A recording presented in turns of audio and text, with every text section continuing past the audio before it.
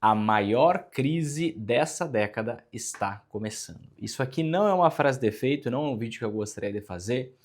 Gostaria de finalizar o ano, fazer meu último vídeo do ano aqui, publicando para vocês de uma forma muito mais positiva, mas eu preciso te alertar em relação a isso. Preciso te avisar. Na verdade, eu preciso enfatizar isso, porque é algo que eu já comentei no meio do ano. Aqui está a thumb de um vídeo publicado no início de julho. Atenção, investidor, estamos em 2012. Por que 2012? Porque 2012 foi um período que antecedeu a maior crise da história republicana do Brasil, a crise entre 2014 e 2016. E se nós estamos em 2012 e 2024, nós estamos em 2013 e em 2025 e em 2023 nós estamos em 2014, o início de uma grande crise, né? Não quer dizer que os impactos virão somente em 2026, assim como os impactos não vieram só em 2014, começaram já no fim de 2012, começaram a aprofundar em 2013, 2014 veio o grande problema, e eu quero explicar todo o racional, o porquê dessa minha visão e como você faz para se proteger de um cenário como esse nos seus investimentos, tá? Queridos, antes eu quero fazer uma pergunta para vocês. Você acredita que 2025 vai ser um ano de crise ou você acredita que vai ser um ano de bonança, que os ativos brasileiros, investimentos brasileiros vão valorizar? Manda aqui embaixo nos comentários. Vão valorizar ou os ativos brasileiros, ações, fundos imobiliários, vão desvalorizar? Manda aqui nos comentários que eu quero saber a sua opinião. Tá? Vamos lá, vamos aprofundar aqui nesse tema. Então olha só, não é de hoje que eu venho falando isso, tá? Inclusive os meus vídeos, vamos voltar no tempo, olha só. Lá no fim de 2023, lembremos, o que estava acontecendo em 2023? 2023 as ações, elas tinham parado de cair desde 2020 a 2022, né? E 2023 a gente começou uma jornada de alta. Então, quando eu comecei a gravar vídeo sobre isso, foi ali em novembro, dezembro de 23, né? Depois de uma grande alta nas ações aqui no Brasil, uma grande esperança para as ações do Brasil, eu comecei a gravar vídeos com teor um pouco negativo, né? Falando aqui, ó, déficit de 200 bilhões, né? Vai azedar a bolsa, alertando lá em 24 de novembro de 23, quando estava todo mundo eufórico. Novos dados econômicos assustam. Fiz uma live só para falar sobre isso em dezembro 2023, né? Depois, Bovespa caindo, começou a queda lá no começo do ano, fiz mais um alerta, reforcei. Depois usei até a mesma thumb, olha que louco. Novos dados econômicos assustam ainda mais, fevereiro 24 e assim por diante. Então, não é de hoje que eu venho falando sobre isso, já venho falando sobre algum tempo. Nos últimos dias, nas últimas semanas, se a gente pegar os últimos vídeos que eu publiquei, todos são correlacionados com isso. Ó, dólar a 5,70, hora de zerar ações brasileiras, será que é hora, será que não é? Né? Dólar a 5,87, aqui é especificamente sobre cripto, né? Depois, falando sobre a pegadinha do IPCA mais 7% ao ano, de novo, sempre sobre cenário macro, mas aqui eu quero gravar mais um vídeo, ressaltar ainda mais isso, para que todo mundo fique ciente do que deve acontecer daqui para frente, tá? Eu consegui me preparar bastante cedo, né? Meus alunos mentorados sabem muito bem, por isso, graças a Deus, eu nem ia mostrar esse resultado, tá? Mas a minha carteira vem rendendo 119% aproximadamente em 2024. Claro que tem muita alocação no exterior aqui. Fui fazendo uma transição desde o fim de 2022, né? Eu tinha só 10% em investimentos do exterior, hoje eu tenho mais de 50%. Fui aumentando a minha alocação em cripto, você sabe muito bem, desde 2017 eu invisto em cripto, não é um negócio que eu comecei ontem, que eu sou um filho de um bull market de cripto, não, já tenho experiência nesse mercado já tem um tempo, né? E por conta disso vem essa rentabilidade, sim, que é anormal, não estou dizendo que é a minha rentabilidade média, mas é a minha rentabilidade desse ano, quase 120% de rentabilidade, porque a gente se preparou, tá? Falando em crise, essa crise que está por vir, né, eu já falo sobre isso desde 2023, né? Porque os dados mostram isso, os fundamentos mostram isso. Então sim, você está atrasado. Deve pensar, será que ainda há tempo? Sim, você está atrasado, mas não fique mais atrasado ainda. Entenda todo o cenário para que você possa se proteger, tá? Queridos, o que acontece, né? O que sustenta essa minha visão de que a gente está entrando na maior crise desta década?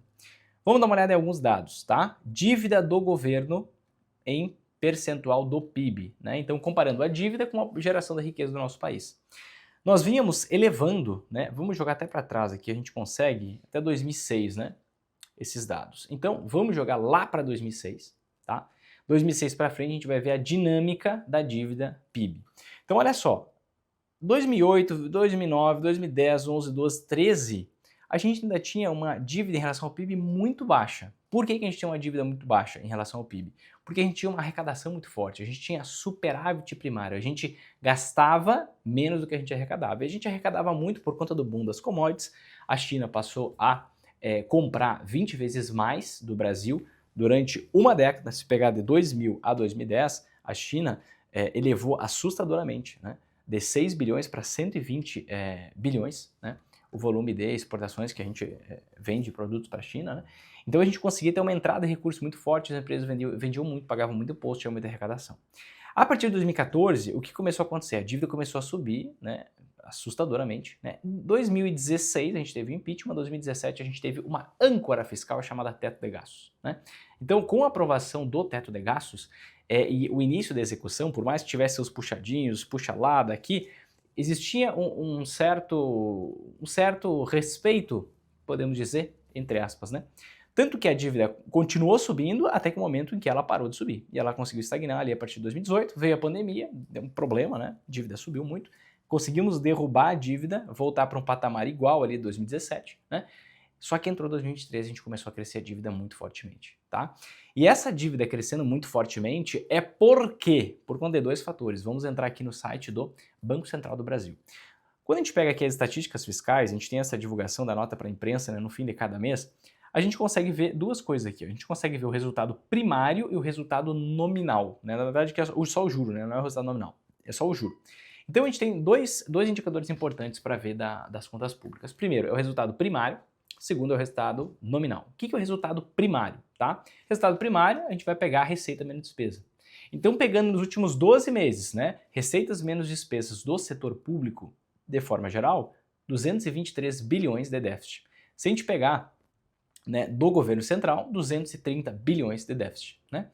Só que o grande problema é isso aqui, ó, juro nominal. Então é o juro da dívida. Se a gente pegar aqui o acumulado dos últimos 12 meses, 869 bilhões são pagos como juro da dívida. Então, o que o Brasil precisa fazer para ele conseguir estabilizar e recuperar algum nível de confiança e para as ações que estão baratas não ficarem ainda mais baratas, para os fundos imobiliários que estão baratos não ficarem ainda mais baratos? A gente precisa fazer uma coisa, que é estabilizar a dívida pública. E desde o início de 2023, o que a gente está fazendo? Não, gasto não é gasto, gasto é investimento. Não, tem coisa que a gente tem que abrir exceção, né? Vamos comprar avião, vamos ter as nossas regalias, vamos continuar com tudo isso, vamos continuar com o estado inchado, vamos, né? E aí a gente cria narrativas e fica aumentando essa dívida, que estava aqui em 73% do PIB, já chegamos próximo dos 80% do PIB, em breve chegaremos a 85%, 90% do PIB. E aí o que acontece? Se nós temos uma dívida muito alta, e você pode ver, teve uma manchete aí nos últimos dias, dizendo que a nossa dívida chegou em 9 trilhões. Então olha só, a dívida bruta do Brasil supera 9 trilhões pela primeira vez na história, né? O maior valor, isso aqui é do dia 29 de novembro de 2024, tá? Então nós temos uma dívida, olha que louco, nós temos uma dívida de 9 trilhões de reais, tá? E essa dívida, né, ela está sendo aumentada porque nós temos um resultado primário que é negativo, um déficit. A gente gasta mais do que a gente arrecada. Então, com isso, o que a gente está fazendo? Está aumentando a nossa dívida. De duas formas. Como que a gente aumenta a nossa dívida? Uma é por conta dos juros.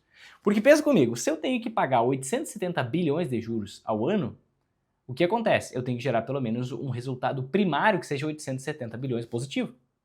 Porque o resultado primário não pega o juro da dívida. Né? Então eu teria que, para empatar, né, para eu ter um resultado nominal, que seria o resultado geral, o que é o resultado nominal? O resultado primário mais o juro da dívida. Então a receita menos despesa, menos juro da dívida que eu já tenho. Né? Então eu precisaria ter aqui, ó, um superávit de 870 bilhões, mas nós temos um déficit. Por isso que no acumulado dos últimos 12 meses, o déficit nominal alcança praticamente 1,1 trilhão de reais. Como é que soluciona esse processo? Só tem uma forma, cortar gasto. Mas isso não pode ser conversado, isso não pode ser falado, isso é proibido, né? Praticamente proibido, daqui a pouco vai estar na Constituição. Proibido falar em cortar gasto, né? E aí a gente tem um grande problema. Acabamos de elevar a nossa taxa de juros para 12,25%. Vamos pensar comigo, vamos fazer algumas contas, tá? 12, isso que eu venho conversando muito com meus alunos e meus mentorados, tá? E eu quero passar isso para vocês, tá? O problema que a gente está se metendo é um problema muito grande. Essa crise pode ser pior que a 2014, 2016, que já foi a pior da história. Pensa comigo, se a gente tem 9 trilhões de dívidas, vamos colocar 9 mil, tá? E a gente consegue perceber por este dado, cadê este dado que eu separei para mostrar para vocês? Ah, não está aqui, vamos colocar aqui então. Dívida Pública Federal do Brasil, tá aqui, ó. Ah, estava aqui, ó. Pronto. Olha só, lá na época 2014, 2016, a gente tinha 19, 23, 28% da dívida pública atrelada à taxa de juros, a nossa taxa Selic, né? Hoje nós temos 45,9% da nossa dívida atrelada à taxa Selic.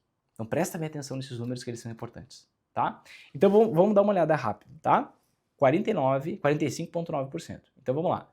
Dos 9 trilhões de dívida bruta, 45,9% é atrelado à taxa Selic. Então, 4 trilhões, mais ou menos, tá? 131 bilhões são atrelados à taxa Selic. Se a taxa Selic sobe 1%, como subiu agora, na última reunião da semana passada, significa que a gente está decidindo, né, pagar mais 40 bilhões por ano, de juros da dívida. Só que o Banco Central, além de aumentar em 1% a taxa de juros, ele já disse que antevemos para as próximas 2 reuniões altas da mesma magnitude. Então o que acontece? Multiplica isso aqui por 3. Praticamente 125 bilhões é o que a gente vai gastar a mais de juros da dívida por elevar a nossa taxa de juros, que estava em 11,25, e vamos chegar, já está dito pelo Banco Central, em pelo menos 14,25 em março. Então, o que a gente tem aqui, ó, de juros da dívida de 870 bilhões, isso aqui vai aumentar para 1 trilhão. Nós vamos pagar 1 trilhão de juros da dívida num acumulado de 12 meses. Por quê? Isso tendo uma visão benéfica, né? Porque esses 45,9% deve crescer. Por que você vê crescendo aqui um percentual da dívida atrelada à taxa de juros? Porque nenhum investidor em sã consciência aceita pré-fixar, né, uma dívida de médio prazo, de longo prazo. No máximo, você vai pré-fixar uma dívida de curtíssimo prazo, né? Então, o investidor estrangeiro para emprestar dinheiro e os grandes investidores para emprestar dinheiro no Brasil, eles querem ter, basicamente, a rentabilidade atrelada à taxa Selic, porque eles sabem que no momento de desespero, o Banco Central vai levar a taxa Selic. Que momento de desespero é esse? O momento atual. Vamos dar uma olhada? Nos últimos dias, o Banco Central, ele usou quase 10 bilhões das nossas reservas internacionais para tentar dar uma controlada no câmbio. O que aconteceu? Vamos dar uma olhada. Nos dias da intervenção no câmbio, ó, dia 12 foi um deles, teve uma queda gigantesca, tá? No início do dia, por conta do leilão, aqui foram usados 4 bilhões de dólares, né? Só que na sequência, o dólar já subiu mais do que tinha caído antes. Depois nós tivemos de novo, né, uma queda, subimos. Depois tivemos mais uma queda aqui, ó, e subimos com a intervenção do Banco Central. O Banco Central não está conseguindo controlar a situação. Nós já estamos num cenário chamado dominância fiscal. A mídia começa a falar sobre isso. Lá em 2023, foi a primeira vez que eu comentei, eu não lembro exatamente qual vídeo, mas foi a primeira vez que eu comentei sobre a possibilidade de a gente entrar em dominância fiscal se a dívida subisse muito. E na minha visão hoje nós já estamos em dominância fiscal. Por quê? Porque a gente está subindo a nossa taxa Selic, está subindo a nossa taxa de juros com o objetivo de convencer investidores estrangeiros a prestar dinheiro para o Brasil. Nós estamos fazendo, foi feito agora nos últimos dias, fim de novembro, um leilão de títulos públicos e a gente tinha ali títulos pré-fixados sendo oferecidos para grandes investidores com uma taxa maior que 13% ao ano, que não teve demanda, não teve ninguém querendo prestar dinheiro para o Brasil, pagando um juro de 13% ao ano em real. Então, o investidor estrangeiro ele quer muito mais rentabilidade. Só que olha o grande problema. Aqui é o tiro que sai pela culatra. É o tiro que sai pela culatra. Se a gente eleva a nossa taxa de juros, aqui está a taxa de juros, ó. Vamos colocar aqui num gráfico mensal, que aí vai aparecer. Ó, aqui está a taxa de juros. Nós elevamos muito a taxa de juros desde 2021, começamos a derrubar ela e agora voltamos a subir e devemos vir para cima dessa taxa terminal que tinha sido 13,75, né? Porque já engatilhamos aqui, inclusive não está atualizado, mas está 12,25 hoje, deve vir aqui para cima para pelo menos 14,25 para chegar na máxima histórica anterior. Isso é o que o Banco Central já anteviu, né? Só que acontece, se a gente aumenta, olha que louco, se a gente aumenta a taxa de juros, a gente está tentando convencer, a gente está tentando seduzir os grandes investidores a emprestar dinheiro para o Brasil. Porque se eles entram com dólar aqui para o Brasil, o que acontece? Esse dólar cai. Se o dólar cai, o custo das matérias-primas cai e a inflação cede. Hoje nós já temos uma inflação projetada para o ano que vem para 6%, 7%. Para 2026, 8%. Né? Então, por conta da alta massiva do dólar que a gente teve nesse ano, o que acontece? A gente saiu aqui de abaixo dos R$5 para 6,7 nesse momento. Né? Chegamos a uma máxima hoje de 6,18. Se a gente derruba o dólar, a gente consegue controlar a inflação. Então o Banco Central quer controlar o dólar. né? Só que ele está subindo a taxa de juros, ele está intervindo no câmbio, não está conseguindo controlar, então ele está subindo a taxa de juros, só que no momento que ele sobe a taxa de juros, que é basicamente ele tirar a blusa para o investidor estrangeiro e para os grandes investidores, o que ele está fazendo ao mesmo tempo? Ele está piorando a situação da dívida, porque a dívida ela está ficando mais cara, está ficando mais custosa, já que quase 50% da dívida pública federal é atrelada à nossa taxa Selic, nossa taxa de juros. E como eu mostrei para vocês com cálculos, né, o que a gente paga de juros da dívida aqui, ó, 870 bi, isso vai para 1 trilhão com tranquilidade a partir do ano que vem. E se a gente tem um juro de 1 trilhão e a gente não tem um superávit de 1 trilhão, como é que se paga essa dívida? E não adianta você ficar brabo agora, você bater na mesa, você ficar chateadinho, você ficar preocupado, você ficar nervosinho e querer comparar o Brasil com os Estados Unidos. Por que que os Estados Unidos podem ter uma dívida grande e o Brasil não pode? Simples, porque os Estados Unidos têm algo chamado atratividade e outro algo chamado confiança. Existem muitas pessoas querendo morar nos Estados Unidos. Existem muitas pessoas querendo dólar. Não existe ninguém no mundo querendo real. Não existe praticamente ninguém no mundo querendo, nossa, meu sonho é morar no Brasil e levar um tiro numa bala perdida.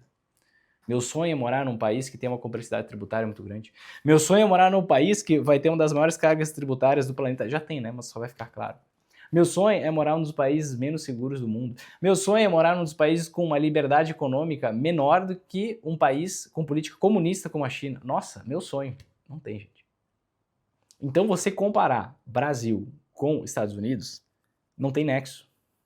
Se comparar Brasil com Japão, não tem nexo. Nível de produtividade é outro, nível de competitividade é outro, nível de imigração é outro. Não tem nada a ver uma coisa com a outra. Ninguém quer o que a gente oferece. Por quê? Por conta das nossas mazelas. Então não adianta ficar furioso, bravo, nervoso por conta disso. Você tem que botar o pé na realidade e entender. Nós temos um problema, que é dívida alta. Para a gente resolver o problema de dívida alta, a gente tem que pagar o juro da dívida. Como é que paga o juro da dívida?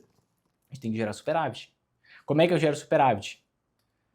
Se eu tenho um PIB potencial acima, o PIB efetivo acima do potencial. Eu não estou crescendo meu PIB potencial há 10 anos. O que é isso? Eu não estou crescendo minha capacidade produtiva há 10 anos. Por quê? Porque não tem gente investindo no Brasil. Por que não tem gente investindo no Brasil? Complexidade tributária, insegurança jurídica, né? Falta própria de segurança mesmo no país. A produtividade do trabalhador brasileiro não cresce. Por quê? Porque não tem investimento para ela crescer. Não é culpa do ser humano brasileiro, não. Nós temos um Estado muito grande. Eu não sou da turma do Estado mínimo, tá? Eu não sou liberal, eu sou bem diferente da maioria dos profissionais do mercado financeiro que vocês conhecem. Entretanto, algumas coisas têm que mudar. E não existe nenhum esforço político, empresarial, para que a situação mude. Nós tínhamos, aí você pode pensar, não, mas nós estamos num período, né, similar a 2016 e vamos ingressar num grande boom de valorização nas ações, como foi 2016, 2019. Não vamos. Por que nós não vamos? Duas grandes diferenças. Primeiro, 2017, né, 2016 foi uma alta nas ações por conta do impeachment, né, então nós estávamos meio mergulhando não, nós estávamos meio se afogando ali no mar chamado Brasil. Daqui a pouco, impeachment, alguma coisa vai melhorar. Né? Então, as ações já reagiram forte. Em 2017, tivemos teto de gastos. O teto de gastos, que foi, e reforma da Previdência, né? Que foi justamente o que nos permitiu com que a gente travasse um pouco a dívida pública, a expansão da dívida pública, o rombo previdenciário, etc. e tal, independente se isso é bom ou não para as pessoas, eu estou falando só sobre a ótica de economia. A gente tinha uma âncora. E, mais do que isso, o que a gente tinha? Né? Um PIB efetivo muito abaixo do potencial. A capacidade produtiva da economia estava aqui e a economia estava operando nessa velocidade. Então existia uma capacidade ociosa muito grande. Hoje, por meio de estímulos, créditos, gastos do governo, a gente está com uma economia superaquecida, com uma taxa de juros alta. Olha que catástrofe.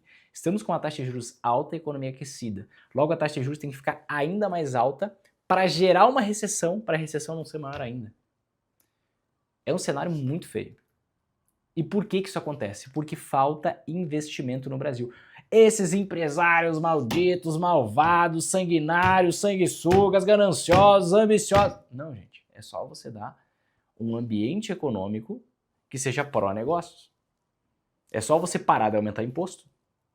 Pega as cidades mais desenvolvidas que você conhece, vê se tem uma alta carga tributária ou se tem uma baixa carga tributária. Pega os países que têm o maior nível de renda per capita, vê se tem uma alta carga tributária ou uma baixa carga tributária. Aí depois você pega e diferencia sobre renda e sobre consumo. O Brasil tem uma alta carga tributária sobre consumo. É o que mais ferra as pessoas pobres. Porque eu e você consumimos a mesma coisa, só que você pode ganhar 10 vezes mais dinheiro que eu. A gente compra a mesma geladeira, a gente paga o mesmo imposto. Uma pessoa que ganha salário mínimo paga o mesmo imposto de uma pessoa que ganha 100 salários mínimos por mês. Você tem que tributar forte sobre a renda e tributar baixo sobre o consumo. Assim você faz uma isonomia. Mas, se você quer que as pessoas dependam do Estado, não é assim que você faz. Você faz como o Brasil. Né? Então, tem tanto problema e não tem nenhum esforço para resolver isso, que, na minha visão, a gente deve entrar na maior crise, pelo menos dessa década. Talvez a maior crise da história do Brasil. Tá? Percebe todo o problema. Estamos com a economia superaquecida, precisamos aumentar o juro para esfriar um pouco a economia, senão o problema vai ficar ainda maior. Tentamos, com o aumento da taxa de juros, nós tentamos frear o dólar, não conseguimos. Por quê? Porque nós já dependemos da taxa de juros. Né? Quanto maior a taxa de juros, maior a despesa financeira. Mas a nossa dívida vai crescer, porque a gente não gera superávit. Qual que seria a solução do Brasil? Reforma administrativa, redução do Estado, corte de gastos. É o único jeito. Ao mesmo tempo, redução de carga tributária para chamar empresas para o Brasil, para aumentar a capacidade produtiva. Assim a gente tem potencial de crescimento. Senão, não tem o que fazer. Agora, existe algum nível de esforço? Existe algum nível existe alguém engajado nessa pauta? Não existe. Eu acredito que não vai existir por 2025, 2026. Pelo contrário, as coisas devem piorar. Por quê? Normalmente, todo governante, seja da esquerda, direita, norte, sul, leste, oeste, qualquer ponto cardeal que você quiser, qualquer governante gasta mais em ano eleitoral. Ponto. Isso aconteceu em 2022, isso aconteceu em 2018, isso acontece todos os anos, tá? Eleitorais, né? 2026 não deve ser diferente. Então, o que tá ruim deve piorar em 2026. 2025 já está encomendado, 1 trilhão de pagamento de juros da dívida. Mais o déficit que a gente gerar, primário. Né? Queremos tributar os mais ricos, eles vão dar a saída fiscal do Brasil, vão pagar imposto em outro lugar e não vão pagar no Brasil, vai diminuir a arrecadação. Ou seja, o resultado primário vai ser pior ainda, vai aumentar ainda mais a dívida. A gente está entrando num beco complicado. E 2026, eu acredito que a gente, isso não é descrença, tá? Mas eu acredito que a gente vai ter o mesmo comando do país até 2030. Eu falo isso desde 2022. É por N fatores que não vem ao caso aqui agora. Então, a gente está entrando num buraco muito complicado, que eu não sei quando é que a gente vai sair. Por isso que, talvez 2030, e se mudar a direção do país, talvez a partir de 2026, né? Mas a gente não tem uma luz no fim do túnel. Você pode dizer assim, Vinícius, mas agora é o momento de comprar ações, de comprar fundos imobiliários no Brasil, porque está muito barato. Eu entendo que está barato. Só que pode ficar ainda mais barato. Eu sempre entendi que estava barato. Né? Desde 2023 eu tenho uma alocação em Brasil que ela veio reduzindo com o passar do tempo, desde o fim de 2022, certo? E nunca fui muito arrojado, tá? Por quê? Porque os fundamentos nos mostram deterioração atrás de deterioração. Então aquilo que está barato pode ficar muito mais barato. Há pouco tempo atrás eu gravei um vídeo. O vídeo foi bem criticado, inclusive nos comentários. E nesse vídeo eu estava aqui, ó. Tesouro IPCA mais 7, a pegadinha do momento. Por que eu gravei esse vídeo, né? Porque eu disse, poxa, a taxa nesse dia o Tesouro IPCA mais 2029 tinha chegado em IPCA mais 7. A taxa poderia subir muito mais. Olha onde é que a gente está hoje. IPCA mais 7,58. Isso aqui pode ir a 8, pode ir a 9, pode ir a 10, tranquilamente. Né? Tranquilamente. E daqui até 2029, queridos, tem chão. Tem chão, são quase 5 anos. Para a inflação disparar e corroer toda a sua rentabilidade aqui, é um tapa. Né? E lembrando, você paga imposto de renda sobre toda a remuneração. Inclusive, se a inflação chega a disparar para 35% no ano, o seu retorno é abaixo da inflação. Seu retorno líquido, né? Pagando imposto de renda e tudo mais. Então, é um cenário complicado em todas as óticas. Né? Ações, fundos imobiliários, títulos públicos. Né? O que você poderia era, quem sabe, aproveitar um prefixado 27 para travar uma rentabilidade no curto prazo, nos próximos 2 anos. Né? Porque ele vence aqui no 1º de janeiro de 2027. Até porque se você jogar esse aqui, ó, 15,33 por 2 anos, você vai ter uma rentabilidade líquida de mais ou menos uns 27,5%, né? Descontando o imposto da renda. É difícil que o dólar suba 27,5% nos próximos 2 anos, pelo menos eu acho. A gente teve que chegar num dólar a quase R$8. Quer dizer que é impossível? Não. Mas, em 2 anos, é um pouco complexo. Então, talvez daria para um prefixado curto, mas no resto aqui, quais são as grandes oportunidades? É Selic, prefixado curto, né? O resto... a gente não tem uma luz no fim do túnel. Se eu não tenho uma luz no fim do túnel, eu prefiro, quem sabe, nem pegar a maior taxa possível. Talvez isso aqui vai a 15, 16, 17, 18, sei lá, IPCA mais 8,5. Eu prefiro enxergar uma luzinha no fim do túnel, dar uma olhada para ver se não é um trem vindo lá para cá, e eu entro no IPCA mais 7,7, quem sabe até mais 7,3. Pega uma taxa um pouco menor, mas tem um nível de assertividade um pouco maior. Do que a gente ficar contando, não, no passado nunca deu problema, né? No passado, todas as vezes que ninguém via saída, a gente foi lá, investiu e ganhou dinheiro, né?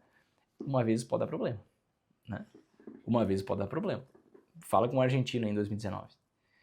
Então, tenham muito cuidado, queridos. É por isso que eu enchi muito o saco nos últimos 2 anos para vocês investirem em ouro, enchi muito o saco para vocês investirem em dólar, depois enchi o saco para investir em cripto, porque Brasil tá complicado. Com o tempo, eu fiz toda uma renovação do conteúdo que eu trago por aqui. Antes eu nem falava muito sobre cenário macroeconômico, porque as coisas estavam indo bem, não precisava disso, né?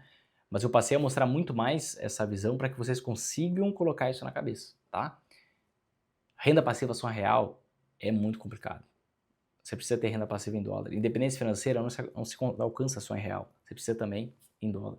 É muito mais difícil do que parece? É, de fato é. Mas verdades duras precisam ser ditas. É melhor do que, como é que é? Mentiras reconfortantes? É isso, é verdade. É um chavão, mas é verdade. Então como é que você se blinda disso, né? Poxa, Vinícius, tem a maior parte do meu dinheiro em real, tem a maior parte do meu dinheiro no Brasil. Começa a diversificar, né? Se você está atrasado, sem dúvida nenhuma. Mas, poxa, o dólar está alto, está esticado. De fato está alto, está esticado, mas pode ficar ainda mais esticado, né? Então, aportes regulares, frequentes, né? Para pegar um preço médio, né, do dólar, para diversificar lá fora também. Tem uma luz, apareceu uma luz no fim do túnel para o Brasil, viu que não é um trem, certificou que não é um trem, pode ser um trem vindo, eu passar por cima de você. Aí, volta para os aportes aqui, quem sabe até resgata alguma coisa lá, se você quiser, tá? Mas você não pode agir de uma forma imatura, olhando só para o passado, achando que vai dar tudo certo, porque as coisas estão se caminhando para um caminho, né? As coisas estão se caminhando para um lugar muito feio. E talvez seja o lugar mais feio que o Brasil já enfrentou e muita gente vai sofrer. Então, tenha uma boa reserva de emergência, tá? Diversifique seus investimentos. 2025 ainda é um ano, depois a gente pode, quem sabe, gravar um vídeo só sobre isso. Ainda é um ano para aproveitar o ciclo de alta do mercado cripto, tá? Que normalmente tem 3 anos de alta e 1 ano de queda. Tivemos um ano de queda, né, que foi 2021, 2022, 2022, 2023 e 2024 alta, 2025 normalmente é alta, né? 2026 vem um ano de queda para começar a comprar lá de novo. Mas diversifique, Brasil, exterior, não dependa de um lugar só, não fique com ilusões, busque dados, né? Não invista de uma forma muito amadora, porque isso tende a dar muito problema, tá? Às vezes, na sorte, se dá bem, dá certo, mas tende a dar muito problema, tá, queridos? Péssimo vídeo para fechar o ano, né? Mas vou deixar aqui para vocês meu Feliz Natal, tá? Que Deus abençoe muito a você, a sua família, que a gente saiba reconhecer, né? Quem é o Papai Noel? Minha filha saiba lá, São Nicolau, o bispo que começou com toda essa tradição, né? Quem é o centro, é o São Nicolau? Não, é Nosso Senhor Jesus Cristo. Que a gente saiba bem diferenciar o que é o Natal do que não é, e que a gente possa viver as duas coisas, não tem problema, não vão ser os caras chatos, né? Como eu já fui também. Não pode ter nada em relação ao Papai Noel, não. Orienta bem, direciona bem, né? Mas que a gente saiba reconhecer o centro, que é o nascimento do nosso Senhor Jesus Cristo, no Natal, e tenha um ótimo ano novo, que 2025 seja maravilhoso para você, porque você está aqui, para você conseguir, pelo menos financeiramente, se preparar para essa bomba que deve vir aí nos próximos anos, tá, queridos? Espero ajudá-los. Depois me mandem os comentários aí, a percepção de vocês em relação a esse vídeo. Comentários, vamos continuar esse vídeo aqui embaixo nos comentários, quero trocar ideia com vocês, tá? Vou responder os comentários, vou ler com carinho. Se você tiver opinião diferente, manda aqui. Se você tiver a mesma opinião, manda aqui. Mas eu quero que a nossa comunidade ela esteja bem ciente do buraco onde a gente está se enfiando, tá bom, queridos? É isso, um grande abraço e até mais. Nos vemos em 2025, porque eu tô indo viajar e não vou gravar mais vídeos esse ano pra cá, tá bom? Um abraço e até mais.